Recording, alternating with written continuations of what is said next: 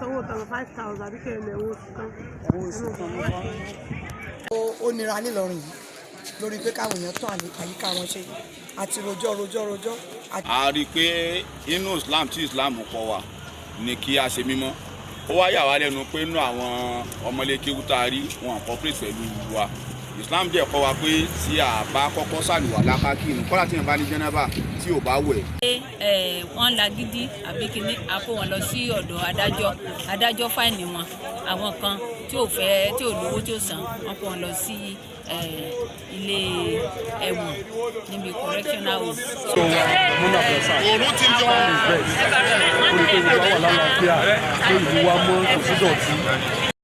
ẹ̀wọ̀n oṣù kan ló pé mi Monísọ́lá sọ̀rọ̀ pẹ̀lú fàárí níwájú adájọ́ Ìlọrin. Ẹgbẹ́ àwọn obìnrin ó ní kí wọ́n máa fi páńpẹ́ òfin gbé gbogbo àwọn tó ń tàpá sófin gbàlúmọ̀ tí wọ́n ṣe ìmọ́tótó àyíká wọn. Báyìí ni ọ̀nàrẹ́bù Ọmọ́tòṣọ́ lólu gómìnà Abraham Abrasak lọ́gbẹ̀ẹ́nu fún bó ṣe fẹ́ kí ìpínlẹ̀ Kwara ó wà ní tónítóní. Èyí ni àwọn ohun tó ṣẹlẹ̀ lásìkò ètò gbàlúmọ̀ tó wáyé lópin ọ̀sẹ̀ oṣù tá a wà yìí. Ṣé ni ọ̀gọ̀rọ̀ lanu tí wọn ò lè pàdé mọ́ nílùú Ìlọrin lọ́jọ́ àbámẹ́ta sátidé ọjọ́ 29 oṣù kọkànlá ọdún 2025 tá a wà yìí lágbègbè ọjà ọba nílùú Ìlọrin lásìkò tí ètò gbàlúmọ̀ ń lọ lọ́wọ́ gẹ́gẹ́ bí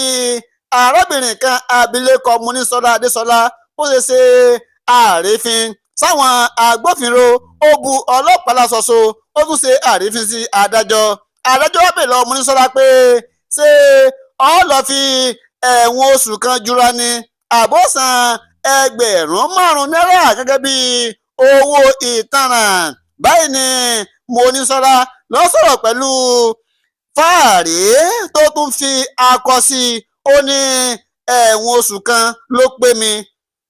Àwọn ẹgbẹ́ obìnrin nílùú Ìlọrin wọ́n kọ̀rọ̀ ojú sí bí ọ̀gọ̀rọ̀ àwọn ọmọ bíbí ìlú Ìlọrin bí wọ́n ṣe kùnà láti máa jáde gba ilé gba ìta kí wọ́n sì ṣe ìmọ́tótó àyíká wọn ní gbogbo ọjọ́ àbámẹ́ta sátidé lẹ́yìn tí ìjọba ti là kalẹ̀. Wọ́n wá ní àwọn gba ìjọba nímọ̀ràn kó máa fi páńpẹ́ ọba gbé gbogbo àwọn tó bá tàpá sí gbàlúmọ̀ lẹ́yìn tó máa ń wáyé ní gbogbo ọjọ́ àbámẹ́ta sátidé tó bá parí oṣù. Wọ́n náà fẹ̀sùn kàn yín pé ẹ̀rín káàkiri nígbà tó ń ṣètò gbàlúmọ̀. And also charged for failure to observe and wọ́n ní ẹ̀rọ fẹ̀sùn kàn yín pé ẹ̀ṣètò gbàlúmọ̀. and you are also charged for obstruction of a health officer while they were performing their lawful duty. wọ́n náà sì tún fẹ̀sùn kàn yín wípé ìgbà táwọn ètò wọléwọlé tó ń ṣiṣẹ́ wọn lọ́wọ́ jẹ́ kí wọ́n ṣe iṣẹ́ wọn. And you are hereby convicted as charged. You are sentenced to 1 month's imprisonment or a fine of 5,000 naira. Àsọ̀kùnfì tó ní fún díẹ̀ yẹ́ sanwó tán 5,000 àbí kẹlẹ̀ owó kan. Ǹjẹ́ àwọn èèyàn tẹ̀lé ètò gbàlúmọ̀ gẹ́gẹ́ bí ètò gbálíbọ̀tà sí ń lọ lónìí? Ẹ ṣeun ọ̀pọ̀lọpọ̀ èèyàn ló tẹ̀lé tí wọ́n dúró sí àdúgbò wọn tí wọ́n ń ṣe ìtọ́jú àyíká àwọn tó wà ní ṣọ́ọ̀bù àwọn ń dálẹ̀ fún kó ìdọ̀tí sínú olóró mi ṣùgbọ́n a rí àwọn kan tó ṣe pé ṣe mọ̀ pé kò sí bó ṣe wù kó rí àwọn èèyàn kan wà tó ṣe pé àwọn òkè fẹ́ tẹ̀lé òfin so àwọn náà ni irú àárí àwọn ọmọ tó ń lọ ilé kéwú ó sì ti bẹ́tà ti sọ fáwọn ọ̀gá wọn kọ́mọ̀ jẹ́ kọ́mọ lọ ilé kéwú lásìkò gbàlúmọ̀ àwọn la ní kán jókòó tágo bá pé tàbí irú ìyá tó ló fẹ́ lọ tó jẹ àwọn kọ̀ọ̀kan báyìí a sì mọ̀ pé kò sówó lọ́wọ́ wọn àní kán jókòó tì wá tágo bá pé owó mọ̀ lọ then àwọn yòókù tó ṣe pé wọ́n lágídí àbí kíní a kó wọn lọ sí ọ̀dọ̀ adájọ́ fáìnì wọn àwọn kan tí ò fẹ́ tí ò lówó tí ò san wọ́n kó wọn lọ sí ilé ẹ̀wọ̀n níbi correctional home so a rí i pé gbogbo ìgbà náà la sì máa ń kọ̀wé àtúnṣe lórí rédíò orí tv pé káwọn èèyàn wa sátidé tó gbẹ̀yìn nínú oṣù òun láti àmáàkì fún sanitation ká fi tọ́jú ìlú wa ká má bàa rá àìsàn gbogbo àìsàn kọ́lẹ́rà ni typhoid ni gbogbo àwọn àìsàn tó lọ káàkiri lassa fever ọ̀pọ̀lọpọ̀ àìsàn yẹn nípa ìdọ̀tí ni wọ́n fi ń wá òun la ìjọba fi sọ pé ká rí i pé à ń ṣe ètò gbàlúmọ̀ lóṣooṣù torí pé ìjọba ọlọ́lá wa ẹni yìí wa ní Kwara State Malam Abraham Abrazak wọn fẹ́ dọ̀tí wọn sì fẹ́ ká ṣàìsàn ìdí nìyẹn nífà tán bá rí i pé ìdọ̀tí wà níbì kan wọ́n ti pe kọmíṣánná wa ọ̀nàrẹ́bù Nafisat Musa Fuge wọ́n ti pè láti sọ fún pé ká tètè lọ kó ìdọ̀tí yẹn. Bákan náà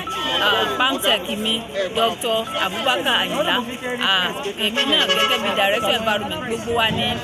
a máa ń ṣe iṣẹ́ yìí káàkiri láti rí i pé kí aráàlú má bàa ṣe àìsàn torí gómìnà wa wọ́n ṣe gbogbo méje àti yàyà mẹ́fà wọ́n fẹ́ràn aráàlú púpọ̀ wọn ò fẹ́ ká ṣàìsàn ṣùgbọ́n a ti sọ fún gbogbo àwọn tá a rí mú lónìí pé kán gbọ́ràn torí oṣooṣù là ń ṣe kán jẹ́ kó mọ́ wọn lára tó bá ti mọ́ ẹ lára wàá dóńlé wàá tọ́jú àyíká ẹ wàá tọ́jú ṣọ́ọ̀bù ẹ kò nílò panléèyàn ká irú àwọn kan nísìnyí tán ni pé gọ́tà àwọn dọ̀tí wọn kó jáde ìjọba rẹ́dì láti bá wọn kó a kò lọ sí dump site tàbí kí wọ́n lọ kó sínú rórobìn a rí pé gbogbo nǹkan tá à ń ṣe yìí láti jẹ́ kí ìlú wa kó wà ní ìmọ́tótó Ọlọ́run sì ràn wá lọ́wọ́ náà ní kọ́lẹ́rà fi jìnnà sí wa tí gbogbo aráàlú bá lè cooperate báyìí tán fọwọ́sowọ́pọ̀ pẹ̀lú ìjọba a rí pé à ní ṣàìsàn. ìmọ̀ràn fún gbogbo àwọn tó ń kọtí kún sí òfin ìjọba. ẹ ṣeun ìmọ̀ràn mi fún wọn náà ni pé kí wọ́n jẹ́ ká jọ fọwọ́sowọ́pọ̀ torí gbogbo àná ní ìjọba tiwantiwa ni the government of the people for the people by the people ni ìjọba yìí tilẹ̀ fẹ́ràn wa púpọ̀ so ká fọwọ́sowọ́pọ̀ pẹ̀lú ìjọba number one kán mọ̀ dalẹ̀ sí inú gọ́tà mọ́ torí bí òjò bá dé òun náà ló ń fa omíyalé àgbàrá ya ṣọ́ọ̀bù kán mọ̀ dalẹ̀ sí etí odò kán mọ̀ dalẹ̀ sí kán mọ̀ gbélẹ̀ sórí títì kán mọ̀ lọ́dà sílé àkọ́kù gbogbo nǹkan tó ń fa àìsàn nìyẹn kán jẹ́ ká tẹ̀lé òfin aláwọn commercial waste consultant àwọn tó sọ pé wọ́n wá gbélẹ̀ wọn níwájú ilé wọn lówó kéréje ni wọ́n san fún wọn wọ́n sì lọ́dà sí dump site wa ní Sokoto Ayékalẹ̀ tàbí tó bá ṣe ibi tí rórobìn wà ẹni tó bá ti gbádọ̀tí láyìíká rẹ̀ kó lọ kó sínú rórobìn kó lọ́dà síbẹ̀ àyíká tó bá ti mọ́ òun náà ni kò ní jẹ́ kí àìsàn kó wọlé a máa ń sọ èdè wa gẹ́gẹ́ bí èdè wọléwọlé sanitatum hominia sanita ìyẹn ni wípé the health of one man is the health of all ìyẹn ni pé tí èèyàn kan nínú wa tá bá ti wà lálàáfíà gbogbo wa náà lálàáfíà torí pé téèyàn kan bá ti ṣàìsàn àìsàn yóò mọ ràn káàkiri ni ṣe mọ̀ pé ilé kan agboolé náà ni gbogbo wa níbí torí náà òun ló fi yẹ ká sá fún àìsàn so kán mọ̀ dalẹ̀ síbi tí kò tọ́ mọ́ kán rí pé à ń tọ́jú àyíká lóòrèkóòrè kí wọ́n mọ̀ tọ́jú gọ́tà kán mọ̀ kó kí ìdọ̀tí mọ̀ dúró síbẹ̀ torí pé títí bá ti fọwọ́ kan ìdọ̀tí tó fọwọ́ kan oúnjẹ wàhálà ni yóò di àìsàn síyàn lára so àwọn ọmọ wa náà tó ṣe pé wọ́n máa ń gbé ìdọ̀tí rán kán sọ fún wọn pé kán mọ̀ dalẹ̀ sí ojú títì kán mọ̀ lọ́mọ dà sílẹ̀ lẹ̀ tí rórobì bá ti kún kán mọ̀ dà síbẹ̀ mọ́ kán dúró gbà tí ìjọba bá gbé rórobì kò wọ́n ó wàá gbé òmíì síbẹ̀ tí wọ́n rí bí dalẹ̀ sí so a rí i pé ìmọ́tótó òun náà ló borí àrùn ó ṣe pàtàkì púpọ̀ ká fọwọ́sowọ́pọ̀ pẹ̀lú ìjọba gbogbo ibi tí ìjọba rí i pé gọ́tà ti kún à ń pè ní disitin a lọ ṣe disitin a kó gbogbo ìdọ̀tí yẹn a bá wọn kó jáde a fi mọ́tò kó lọ sí dump site a rí i pé àwọn Ìlọrin Women Association àwọn náà tún collaborate wọ́n fọwọ́sowọ́pọ̀ pẹ̀lú wa àwọn náà tún lọ ń sensitize àwọn kan láti rí i pé wọ́n kó ìdọ̀tí àyíká wọn tí wọ́n sì dá sí ibi tó tọ́ àti tó yẹ so nǹkan tí mo fẹ́ kí gbogbo ilé ṣe náà ni pé ká fọwọ́sowọ́pọ̀ pẹ̀lú ìjọba torí pé ẹni tí a bá gbá mú ní ẹ̀sẹ̀ ẹyọ kan 50 náírà ni 50,000 naira ẹgbẹ̀rún lọ́nà 50 náírà 50,000 naira òun ni owó ọ̀fẹ́ǹsì kan so kọ́ máa sọ pé ṣé torí pé mo kàn gbé dọ̀tí náà ni wọ́n wá tí ní kí wọ́n á san 50,000 ó tó bẹ̀rù jù bẹ́ẹ̀ lọ a rí àwọn kan náà tó ṣe pé sọ́kàwé wọn ó ti lu hò wọn rí ejò gbanú ẹ̀ wọlé ó lọ bùyàn jẹ tó fẹ́ yàgbẹ́ nínú water system ejò bùjẹ ó kú àfẹ́ gbogbo orú kan báyẹn mọ́ tó bá rí pé sọ́kàwé ti lanu kalẹ̀ kán tètè lọ dí tó bá sì ní ìdíkà ṣe fumigation kán wá bá wa lọ́fíìsì àá fún wọn láwọn èèyàn tó lọ bá wọn fumigate tó da kẹ́míkà sí tí ò ní jẹ́ kí ejò ráyè ṣe èèyàn lọ́sẹ̀ ṣùgbọ́n pàtàkì náà ni pé kán má jẹ́ kí sókè ìwé tàbí páìpù tó ń kó gbẹ́ lọ inú kòtò kán má jẹ́ kó lu ihò bẹ́ẹ̀ náà sì ni àwọn eateries àwọn tó ń tó oúnjẹ àwọn iléeṣẹ́ olóúnjẹ ńláńlá bíi Chicken Republic The Place gbogbo wọn là ń bá sọ̀rọ̀ lóòrèkóòrè pé kán má jẹ́ kí omi ìdọ̀tí lọ sínú gọ́tà ìgboro wọ́n ní láti treat ẹ̀ nínú treatment plant effluent treatment plant so gbogbo nǹkan tá à ń ṣe lóòrèkóòrè náà ní láti rí pé kò sí ìdọ̀tí ẹ ṣe púpọ̀. Zainab Bọ́lájókòó Gegele Balógun dókítà. ẹgbẹ́ wo ni ẹ̀yin wà gan àti pé kí ni iṣẹ́ tẹ wá sí níbí láàárọ̀ yìí. Ìlọrin Women Association, ẹgbẹ́ tí ọ̀rọ̀ Ìlọrin jẹ lógún tí kò lè dá ní Ìlọrin jẹ lógún. A sì ní environmental group náà, different committee la ní. So a ní environmental group tí à ń ṣiṣẹ́ lórí pé báwo ni ìgbáyé gbádùn Ìlọrin ṣe lè lọ sókè, tó jẹ́ pé a máa gbé níbi tó mọ́, níbi tí ò sí dọ̀tí, níbi tó jẹ́ pé tí ìdọ̀tí ò bá sí, àlàáfíà máa ń wà ní àgọ́ ara wa, ní àyíká wa. A sì tún lè fi lé àwọn ọmọ lọ́wọ́ pé bí wọ́n ṣe ń ṣe nì. Ṣùgbọ́n ó dàbí pé ó nira nílọrin yìí lórí pé káwọn èèyàn tún àyíká wọn ṣe. Àti rojọ́ àti sọ̀rọ̀. Ibi tá a wà yìí nìsín, àwọn ẹgbẹ́ mi kan ti wá lánàá láti wá sọ fún wọn pé environmental ń bẹ ní àárọ̀ yìí o, kán dákun gbogbo àwọn oníṣọ́ọ̀bù, gbogbo àwọn onílé kíkálukú jáde kó tún àyíká wa ṣe. Ṣé ìjọba ló gbọdọ̀ wá mọ bá wa kó dọ̀tí nígbà tó yẹ pàwọn la lò dọ̀tí? Ṣé báwa ló yẹ ká kó? Bọ̀ mí mọ bá a ṣe fẹ́ ṣe é, ṣùgbọ́n ẹ̀yin oníròyìn náà, ẹ̀yin náà mọ bá wa gbé sétí àwọn èèyàn. Ẹ pé lórí ayélujára, lórí rédíò, ó tún máa jẹ́ kí àwọn èèyàn tó pọ̀ kan gbọ́ ju bá a ṣe wà yìí lọ, pé kán dákun ìdọ̀tí èṣe ní tó dáa, ní tó sì lè pa ikú, ní tó lè pàlúrun ni. So káwọn èèyàn wá jáde kán ta gìrì sí àti mọ́ tún àyíká wọn ṣe àti ibi tí wọ́n ti ń tajà. Ẹ ṣeun. Ǹjẹ́ ti ní àwọn ìgbésẹ̀ kan tẹ́ ti gbé láti máa lọ lójúlé sójúlé láti máa fi tó àwọn èèyàn létí nípa pé wọ́n sì gbọ́dọ̀ máa tún àyíká wọn ṣe? Ara ìgbésẹ̀ náà lè rí ojúlé kójúlé là mọ̀ lọ, ibi tá a bá ti máa lọ a sọ, kódà ti wà lórí rédíò tá a ti rojọ́ tá a ti sọ̀rọ̀. Ẹ jẹ́ káwọn akẹgbẹ́ mi náà káwọn náà fi kún. Kí ni orúkọ yín? Orúkọ tèmi ni Alhaja Aminat Abidemi Idris. Nínú ẹgbẹ́ Ìlọrin Women Association la wà, ṣùgbọ́n committee by committee, this is environmental committee, léyìí tó jẹ́ pé lóṣooṣù tó bá ti kù ọ̀la tán máa ṣe environmental, àwọn advocacy committee wa wọ́n á ti jáde pẹ̀lú àwọn environmental. Àdúgbò bí ta bá ti fẹ́ ṣiṣẹ́, àwa bá ìyálọ́jà, àwa bá mọ́gàjí, a sì wá bá àwọn ìmáàmù tó wà ń bẹ̀, kán bá wa ṣàlàyé fáwọn èèyàn nínú orí ẹ̀rọ pé à ń bọ̀ wá ní ọ̀la pẹ̀lú àwọn environmental Ministry of Environment. So a máa jáde, a ti ṣàlàyé fún wọn lókọ̀ọ̀la kalẹ̀ pé kí kálukú àwọn tó bá jẹ́ oníṣọ́ọ̀bù kán gbá ṣọ́ọ̀bù wọn, torí wọn ní síbẹ̀ ń jọ environmental tá a bá dé. Àdúgbò Ìdí Àpẹ́ la wà yìí, níbẹ̀ la ti ṣiṣẹ́ lóṣù yìí. Kí ni ọgbọ́n ìdẹ̀rù pé ẹ tún lè dá pẹ̀lú báwọn èèyàn ṣe ń kọtí okún sí ìkìlọ̀ pé ká máa gbálé gbàtà, pàápàá jùlọ ní èyí tó jẹ́ pé ẹ̀ẹ̀kan ṣoṣo láàrin oṣù ni wọ́n máa ń ṣe? Ẹ ṣé, Fatima Abọ́lẹ́rẹ́ Jimoh lórúkọ tèmi. Okùn ni wọ́n ní ìbọn ró. Nǹkan tí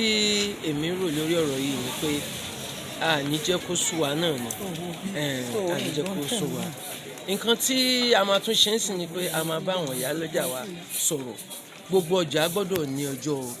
environmental. Tí gbogbo ọjà bá ní ọjọ́ environmental, a tún kún ọjọ́ environmental àti ìjọba lọ́wọ́. Torí tí ẹ bá wo environment ilé ni, ẹni sọ pé àwọn tí àwa rán létí lánàá ni a fẹ́ bá ẹnìkankan. Ẹni tá a bá ìdọ̀tí ni wọ́n ń ṣe síbẹ̀, a dẹ̀ fẹ́yìn, àfínjú ló dára, ìdọ̀tí ò dá nǹkan kan fún wa. So àwọn ò ní yẹ̀, ànígbò lórí eléyìí tá a dáwọ́lé. Lágbára Ọlọ́run, a kúnjọba, a kúnra wa láti rí i pé Ìlọrin tẹ̀síwájú lórí ọ̀rọ̀ environmental. Ìmọ̀ràn gan-an wá ní fún ìjọba lórí pé àwọn tó máa ń tàpá sófin yìí, àti pé ìmọ̀ràn rẹ ní faraàlú. Ẹ ṣeun. Ìlú tí ò sí òfin, wọ́n ní kò ṣẹ̀ṣẹ̀ ń bẹ̀. Ṣẹ̀dẹ̀ mọ̀ pé ohun tí àwa bẹ̀rù jù òun náà ni òfin lọ́dọ̀ wa ń bì. Ayé sì ni ó di pé àwa gan à ń lọ ilé ọlọ́pàá lọ́rùn òfin nǹkan bẹ́ẹ̀. Tó bá ti di pé ìjọba fi páńpẹ́ mú wọn, ẹ rí i pé àwọn èèyàn wọ́n á dìde gidi. Pàápàá jùlọ ká máa láǹṣe environmental, ká tún wá rẹ́ nìkan tó tún máa rìn kiri. Tẹ́ bá wọ àyíká yẹn sẹ́yìn rí i pé kò tẹ̀ sí. Bí ìgbà tó yẹ pé kò sí nǹkan kan ni. Àwọn èèyàn ń travel, wọ́n ṣe gbogbo ẹ̀ bẹ́ẹ̀ yẹn. So kò lè ṣẹlẹ̀ bẹ́ẹ̀. Then ó máa affect even transport outside the state. because ibi tó ti bẹ̀rẹ̀ gangan nìyẹn ẹ rí i pé àwọn transporters that are taking people outside the state wọ́n sì wá ń ta dìsẹ̀ wọn comply so àwọn issues yẹn kọ́lọ́run ọba kó bá kápá rẹ̀ but a níyẹ̀ lágbára Ọlọ́run lórí eléyìí. ìmọ̀ ọ̀rẹ́ ní faraàlú. àwọn aráàlú òun ni pé kí ká dìde gìrì sí àlàáfíà wa nítorí ìmọ́tótó òun ló lè ṣẹ́gun àrùn gbogbo ìjọba ò sì ní wá kò sí bí ìjọba ṣe lè ṣètò tíjọba máa wá láti wá bá wa tọ́jú ilé wa àwa ni ká rí i pé èyí tó jẹ́ ẹ̀tọ́ tiwa àṣe especially gbígbálẹ̀ nínú ilé fífọlẹ̀ eléyìí ò ń ṣe nǹkan lẹ́yìn tíjọba bá wa fún wa ní àwọn mọ́tò àwọn èèyàn tí wọ́n bá wa kó àwa náà ṣé wọ́n tún wá bá wa tẹ́bẹ̀dì wa ni kọ́lọ̀ kó ran gbogbo wa lọ́wọ́ adúpẹ́ pọ̀ ẹ ṣé. most importantly kíjọba mọ enforcement ṣe pàtàkì tán bá ti mú èèyàn méjì mẹ́ta tán ti charge wọn tán nǹkan sanwó wà láì kálukú comply ká máa charge wọn enforcement òun ló ṣe pàtàkì àwọn environment náà sì ń gbọ́ wọn wà níbí wọ́n sì ń ṣe ìwọ̀nba ká tó mọ̀ ṣe sí. èmi ni secretary Ìlọrin Women Association. báwo ni ètò gbálùgbàtà ǹjẹ́ àwọn èèyàn wọ́n tẹ̀lé òfin pé kí wọ́n gba ilẹ̀ kọ́ mọ́. in fact ó jẹ́ nǹkan tó bani ní ọkàn jẹ́ pẹ̀lú gbogbo nǹkan tí ìjọba ń ṣe àwa náà gẹ́gẹ́ bí non-governmental non-profit organization tí à ń support society wa nípa pé kí ló mọ́ àná a ti wá sí agbègbè ọ̀dọ̀ mọ́gàjí ààrẹ láti wá sọ fún wọn nǹkan tá a gbé dání pé a fẹ́ kí environment wa kó mọ́ torí pé tí a bá lágbègbè tó mọ́ òun ni ó fi ń jẹ́ pé àlàáfíà máa wà tálàáfíà bá wà àwọn èèyàn á máa rí ṣe wọ́n á lè wá sí ibi tó yẹ kán ti máa ṣiṣẹ́ wọn wọ́n á rí jẹ wọ́n á rí iná wọ́n á rí lò and mọ́gàjí ààrẹ wọ́n fi àwọn èèyàn lé wa lọ́wọ́ lánàá lọ káàkiri àbáwọn ìyá lọ́jà sọ̀rọ̀ àmọ́ káwọn ìyá lọ́jà nílé wa ṣọ́ọ̀bù níjọ sátidé tó nílé nílé máa wọ̀ ẹ̀yin náà máa ṣiṣẹ́ ń bẹ̀ bọ́tẹ́ ṣiṣẹ́ yín kalẹ̀ gbogbo àti adébí láàárọ̀ yìí sì nìkan ní ìlàbà a fún wọn ní báàgì refuse bag láti kó ilé wọn in fact lánàá ó pọ̀ ní ẹnu mọ́tò tako sí lánàá wọ́n tún béèrè ìgbálẹ̀ pé ṣe àlè báwọn ń gbálẹ̀ tù mí ó dàgbé ní ìjọba láti ṣe bí wọ́n ṣe ṣe láti lè jẹ́ kí compliance wà wọ́n bá mú bó a ṣe wà lẹ́nu kan tẹ̀lé wa ìjọba tẹ̀lé wa ministry of environment tẹ̀lé wa pẹ̀lú àwọn environment officers tí wọ́n bá ti wá tó pé ní èmi wọ́n ti lẹ bí fine síwájú ṣọ́ọ̀pù ẹnì kọ̀ọ̀kan tí ò tọ́jú ibi tó yẹ kó ṣe then bóyá wọ́n á comply tó láwọn èèyàn wọn ò fẹ́ ṣẹ́sí wọn ò fẹ́ kàn sí despite the fact gbogbo effort wa lánàá ẹ bá wo gbogbo àdúgbò yìí sí báyìí kò tí wọ́n ṣe dákú ìjọba ló kù sí lọ́wọ́ báyìí aráàlú mo rò pé ní wọ́n sì ní ìdìbò yá kan tó ń gbọ́ enforcement látọ̀dọ̀ ìjọba pé táwọn bá ṣe báyìí nǹkan báyìí máa ṣẹlẹ̀ probably wọ́n á ṣe nǹkan tó yẹ kó ṣe. ó kọ́ ẹ̀rẹ̀ kan sí. orúkọ mi Hajj Azumi Umar secretary Ìlọrin Women Association àwọn àbí pẹ̀lú àwọn láti orí chairman àwọn Dr. Zainab Balogun Hajj Abolore Jimoh Hajj Amina Idris àti àwọn other members wa nígbà yìí ní agba mọ́tò àpò association àgbà mọ́tò pé kí ó bá rọrùn ẹ̀kan má gbálẹ̀ kalẹ̀ lẹ́kẹ̀ẹ́ kò àgbà wọn pé kán sì tún máa kó ilẹ̀ wọn sínú mọ́tò tí a gbé wá sí ìgbà tí ẹgbẹ́ wa fọwọ́ gbà a fi lè support ìjọba náà ẹ ṣé. orúkọ mi ni ọ̀nàrẹ́bù Isiaka Yakubu Agodi. a rí i pé bí ètò gbálẹ́gbàtà ṣe ń lọ lọ́wọ́ ará àwọn ọmọlé kí ó tán dúró ará nǹkan àtọ́dún gbẹ̀ngàn kí ni tó ṣẹlẹ̀ ń bí. a rí i pé inú Islam tí Islam kọ́ wa ni kí a ṣe mímọ́ ó wá yà wá lẹ́nu pé inú àwọn ọmọlé kéwú tá a rí wọn cooperate pẹ̀lú wa Islam jẹ́ kọ́ wa pé tí a bá kọ́kọ́ ṣàlùwà lákàkí inú kọ́lá tí yẹn bá ní jẹ́nẹ́bà tí ò bá wẹ̀ kò ní irun tí wàá ló bá tó yẹ pé àwọn tó jẹ́ àwọn tó ń kọ́ wa àwọn náà ni wọn ò tún jẹ́ ká mú òfin náà ṣẹ torí ẹ̀ ló jẹ́ ká dílé wọn ní pé káwọn aráàlú bá wa báwọn ustazu wa sọ̀rọ̀ tó ń cooperate pẹ̀lú wa pẹ̀lú sanitation tá à ń ṣe nílùú kí mímọ́ lè pọ̀ because sáà yìí ká bá dọ̀tí yóò affect Islam yóò affect wa generally yóò affect ìlera wa so Islam sì jẹ́ ká mọ̀ pé òun náà ní ìlera gbogbo sciences inú Islam náà láti ń rí ó wá ń yà wá lẹ́nu pé àwọn èèyàn wa wọ́n ń sọ lẹ́nu fún wa ni wọn ò jẹ́ ká fún òfọ́lò rẹ̀ kí ni orúkọ rẹ? Ilé kí ó bò ló ń lọ? Ṣé ẹ mọ̀ pé environmental wà lónìí? Ẹ mọ̀ kí ló tẹ̀ wá dúró kẹ́ ẹ ṣe environmental kan tó kúrò nílé? Ṣé àwọn àfáà yín wọ̀n mọ̀ pé environmental ń bẹ? Ẹ yàn bóyá wọ́n mọ̀. Ǹjẹ́ ẹ polongo káàkiri pé ètò gbálégbàtà wà? Apolongo ní gbogbo ìlú ní gbogbo Nàìjíríà, pépà gbé, ìwé ìròyìn gbé, rédíò gbé, tẹlifíṣàn gbé, Facebook, any social media kò sí tí ò gbé. Torí àwọn ọmọdé kí wọ́n ní àwọn bóyá àwọn àfa àwọn bóyá wọ́n mọ̀ bóyá environmental wà bí ò sí ló jẹ́ ká béèrè ta béèrè. Ó lè má dá àwọn ọmọ lójú bọ̀ tó dá àwọn àfa lójú pé environmental ń bẹ. Kí wọ́n ní ìmọ̀ràn fún gbogbo àwọn àfa tó ń bẹ ń pẹ́lẹ́ Kwara pàápàá jùlọ ní Ìlọrin tá a wà yìí. A fẹ́ kí wọ́n ràn wá lọ́wọ́ kí wọ́n fi kún lecture tó ń gífù wa nínú ilé kéwú àti nínú ìlú lórí kí àyíká ó mọ́, lórí bí ìlú ó ṣe jẹ́ mímọ́, lórí bí àìsàn ò ṣe ní pọ̀ nílùú, lórí Islam sì yẹ kó kọ́ wa pé mímọ́ ní Islam kọ́ wa. Ó kàn yín lẹ́ẹ̀kan sí. Orúkọ mi lọ́nà ìlú Isiaka Yakubu Agodi SSA grassroots sanitation. Wọ́n fẹ́ ká. Níbo lẹ́ ń lọ? Ilé kéwú lẹ́ ń lọ? Ilé kéwú kọ̀rọ̀. Ṣé ẹ mọ̀ pé ètò gbálégbàtà wà lára ìtẹ́ fi ń jáde ni? Lóòótọ́ ìgbà táwa náà ti ń bọ̀ wá ní pé kì í ṣẹlẹ̀. Alákọ̀ọ́kọ́ àwọn ẹ̀ṣẹ̀ ń gbé sí Ìlọrin kò sí kẹ̀kẹ́ adé sí wọn sóhun ètò tó ń lọ lórí ẹ̀. Ó kàn yín lẹ́ẹ̀kan sí.